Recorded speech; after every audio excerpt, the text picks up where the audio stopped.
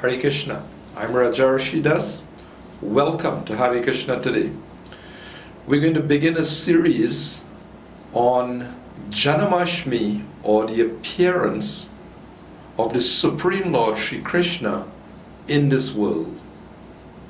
Now, for some of our viewing audience, this may be quite a striking topic that you may wonder. The appearance of God in this world. And that's just because some people just haven't heard detailed information about God. They don't have a clear picture, clear idea of who is God. So naturally, when you hear about the appearance of God, it's quite a shocking thing. But just a few brief points before we get into the Bhagavad Gita, which means the song of God, and it is the very means whereby God communicates to us, the eternal souls, His children in this world.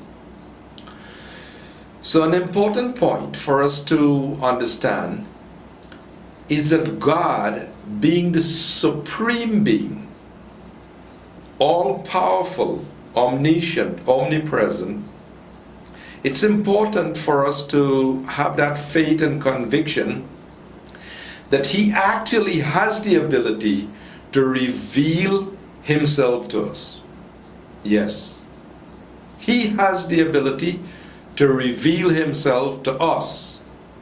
Now, the onus is on us whether we have the qualification to understand God, whether we are qualified for Him to reveal Himself to us.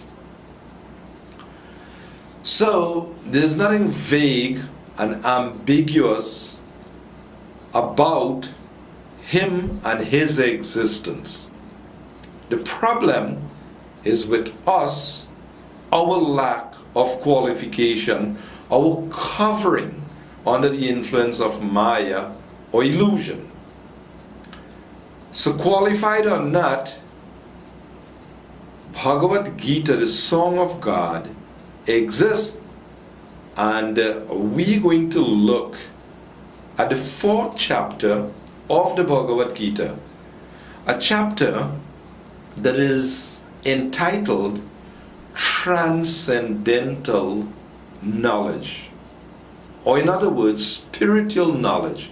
Knowledge that is beyond what you could just gather with your sense perception, your analysis of this world. In other words, knowledge that is revealed, knowledge that comes from God Himself. Okay, so we're going to take a look at Bhagavad Gita, the 4th chapter, and many important points raised as we go along. So, the first point, the Lord is giving information about the text itself, the Bhagavad Gita, which is our authority, which we are studying to understand God. So, we're reading from the beginning of the 4th chapter entitled Transcendental Knowledge. So let us look at the first text, what the Lord has to say about this message of the Bhagavad Gita. Shri Bhagavan Uvacha Imam Vivashvate Yogam Proktavanaham Avyayam Vivashvan Manave Praha Manurikshvakave Bravit. The personality of Godhead said, Lord Sri Krishna said, I instructed this imperishable science of yoga to the sun god Vivashvan. And Vivashvan instructed it to Manu, the father of mankind. And Manu in turn instructed it to Ikshvaku. Now, there are many names mentioned here, so a person who is not familiar with the Vedic culture may not know. As a matter of fact, If you're a member of our audience viewing and you're not familiar with this concept about the sun god, then maybe we should explain a bit about this. Lord Sri Krishna speaking to Arjuna 5,000 years ago, he said, I instructed this imperishable science of yoga to the sun god Vivashvan. Science of yoga. Now, in previous programs, we've touched on this subject matter of yoga. We've explained that yoga literally means to unite or to link. So linking what with what? This science of yoga is based on understanding first our self as different from this physical body. In other words, that we are eternal spirit souls. So Lord Krishna began the Gita by explaining this point, that we are an eternal soul, without beginning, without end. Fine. He is speaking about the science of yoga linking with what? The Supreme Himself, because we come from Him, He's our source, and we have an obligation, a duty to understand our relationship with that source. Why? Everyone in this world desires two things. One, everybody wants to be happy. And two, everyone wants to be free from suffering. And this is what is proposed. He is the source of our existence, the source of our shelter, the reservoir of all pleasure, the one capable of freeing us from suffering. Therefore, if we link with Him, end of all problem. As a matter of fact, if you notice, we are always linking our senses with objects to be happy, linking our mind, contemplating the objects of the senses. So we are always linking. It's just a matter of what we are linking to, or what's the result of what we link up to. At least theoretically, we should know that God is the reservoir of all pleasure, the all-attractive, and when we tap into the reservoir of all pleasure, we can get complete happiness. So the science of yoga, he said he imparted it to the sun god. Now, in some traditions, people have an understanding or idea that there are millions of gods out there. Yes, one supreme God, fine. But He has empowered agents, representatives. We see different elements, different bodies. So there is a moon god, there is a sun god. And here we are getting information, the name of the sun god, Vivashvan. So the Lord is saying that I instructed this imperishable science of yoga to the sun god Vivashvan. And then he instructed it to Manu, the father of mankind, the father of the human race. He in turn instructed it to Ikshvaku. Now Ikshvaku is a king in one of the previous ages before King Dasa, the father of Lord Ramachandra. So Krishna is saying that this is how the knowledge descended. He gave it to the sun god Vivashvan, who in turn passed it on to Manu, who is the father of the human race. Then Manu instructed it to Ikshvaku, and in this way it was conveyed. It came down. So, very important information, that the message of the Gita was given to the royal order, saintly kings.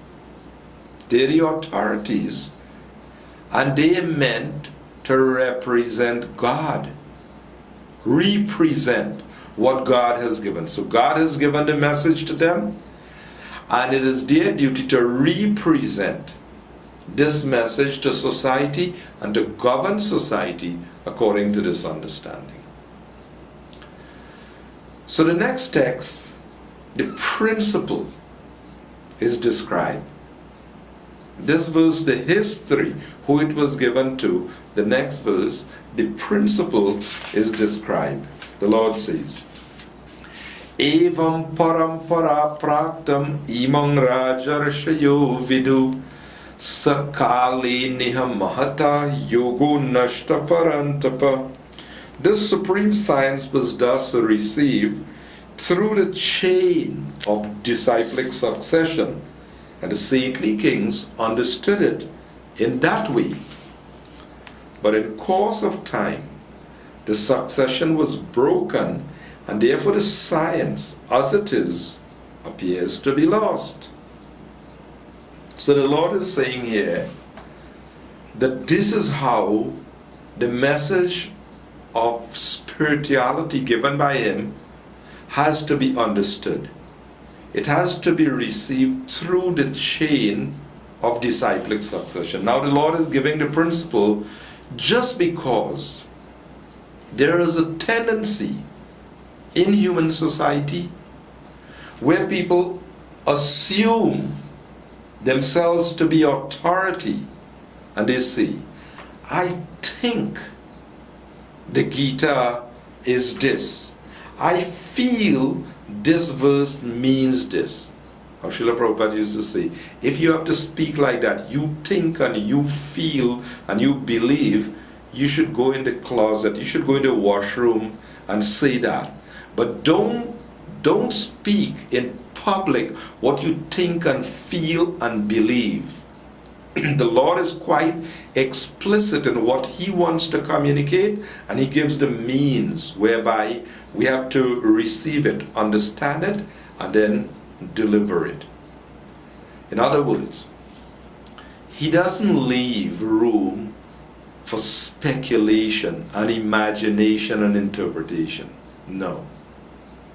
We have to receive the message as it is, if we want to get the actual benefit of it. It's just like medicine. You go to the doctor, and the doctor, he makes assessment of your sickness and so on, and he prescribes medicine accordingly. Now you can't go home and just figure out and think on your own, well look, I feel this medicine should be taken this way. I think like this. No. The doctor has made his prescription, he has given, you follow, you take accordingly. And so too, the Lord is giving His message. So the principle is very important, because people have this tendency to cheat. In a previous program, we spoke about the 4 defects of the human being, and we said one of these defects is this tendency to cheat. The cheating propensity is there. So let us take a look again at this verse. He said, in course of time the succession was broken, and therefore the science as it is appears to be lost. Sakali niha kala. Kala means time. Now we know the nature of this world. In course of time, things degenerate and deteriorate. Just like religion, any religion for that matter. It may have been authentic, pure in the beginning, but then subjected to all types of interpretations. Think about any religion today. What about the Bible? One Jesus Christ, He came, He taught. But today, how many versions and how many churches and how many opinions there are, with people thinking, I think this is it. I feel this is it. We believe this is it. So we can see similarly Bhagavad Gita. In course of time, the science lost, and therefore the Lord says to Arjuna, I am now making you the recipient of this science. But then there's a qualification. So the third verse of this fourth chapter is describing qualification. Sa evayam mayatidya yoga prokta puratanaha bhakto sime sakhacheti rahasyam hitadutamam. That very ancient science of the relationship with the Supreme is today told by me to you, because you are my devotee as well as my friend, and can therefore understand the transcendental mystery of the science. So many very important points are made in this verse. Very ancient science of the relationship with the Supreme. No need for speculation about our existence and who is God. God is revealing. He has revealed the science, detailed information about the self, detailed information about himself, detailed information about the relationship that we share with him. Now we know very well in this world about relationships. Yes, we have relationships, and we derive pleasure, we derive satisfaction from the relationships in this world. And if we behave properly, if we understand our relationship, just like a student in school. I mean, if you're a student in class and the teacher, he is the teacher, then the student has some obligation to display humility, submissiveness, and accept information from the teacher. You can't go to school and be telling the teacher, well, look, well, sir, I feel you're wrong. I feel this is so. Or my grandfather said, this is so. What are you doing in school if you have to go there and want to instruct the teacher? No. You don't go there to say what you think and what you feel and what you believe. You have to understand your relationship and what is your position and act in that relationship. Similarly, in the home, if you understand that these are the parents, these are the guardian, then you have to act according to that relationship with the parents. So if we have a relationship with God, and we neglect that relationship with God, and we take very important our temporary relationships in this world, and we communicate and we express all affection and commitment and loyalty to those around us, but we disregard the very source of our being, the very source of our existence, the very source of our maintenance. That's not a very intelligent proposal. Well, this is what all the chaos and all the problems in society is about. Neglect or turning away from God. You will say, but I have very good friends. I have good relationship with my parents. Good relationship here, dear. But if we neglect understanding our relationship with our source, if we neglect to understand the laws that governs our existence, fine. You may say, I am a good citizen, I am very obedient to state laws. We are not discouraging that. That's great. That's fine. You're a good citizen. You're obeying the state laws.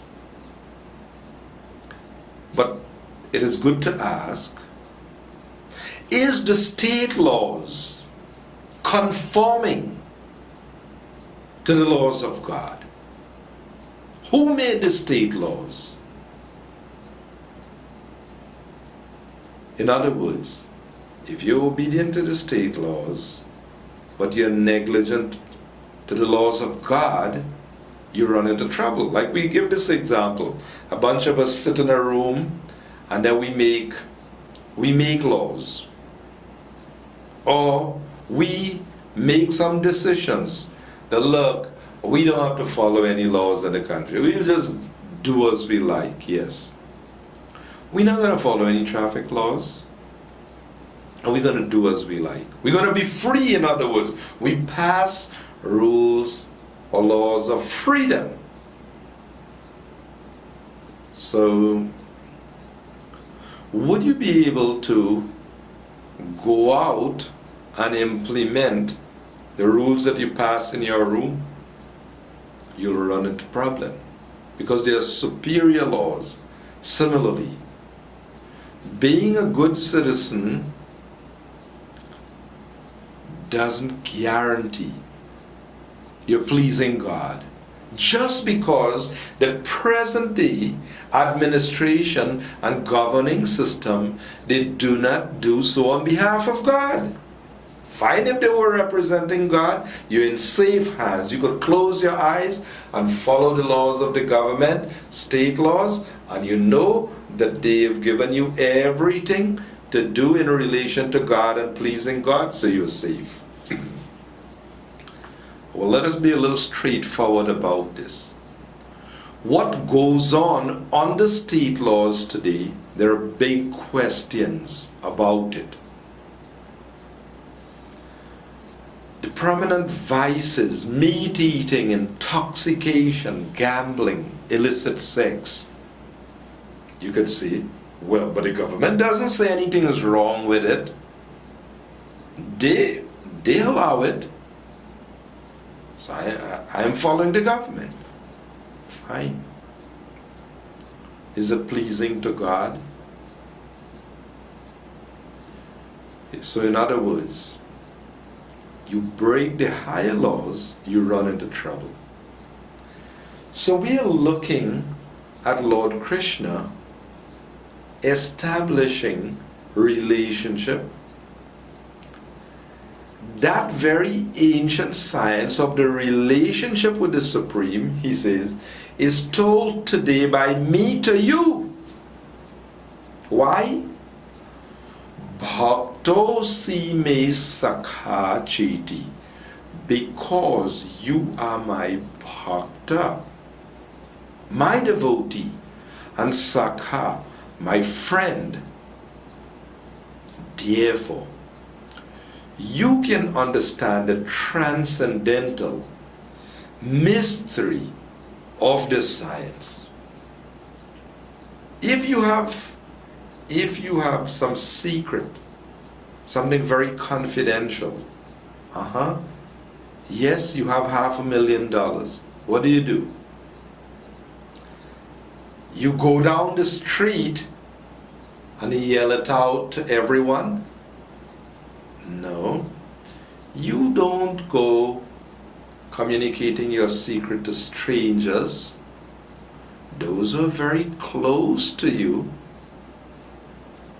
who seek your interests, you would communicate with them. So is there any wonder that Krishna is saying, Bhakto si, me sakha, you are my very dear friend. You are devoted to me. Therefore, rahasyam hi etad uttamam. Therefore, you can understand the transcendental mystery of the science. This science of the soul and the soul relationship with God. It's a transcendental mystery. You can't just learn it anywhere and everywhere like that. God has to reveal it to us. Because with our limited senses and our material conditioning, we don't have access. God is called a Dokshaja. He's beyond the range of material sense perception. So, when He reveals to us, then we can understand. So He's saying that this message of the Gita, it is a transcendental mystery. Imagine the factors we are dealing with. Ishvara, the nature of God, the supreme controller. Jiva, the living force, the soul within this body. Why it is in this body? Why souls have different types of bodies? 8,400,000 species. Why? Why they exist? So this ancient science of the relationship with the Supreme, it's very important that we understand. It is revealed. We have to have some qualification. So this is a series on the appearance of Lord Krishna, and we have just discussed the mechanism through which the knowledge is received and who is qualified to receive it. So we're going to continue the subject matter in our next program. I'm Rajarsi Dasa saying Hare Krishna, and do join us again next week for another presentation.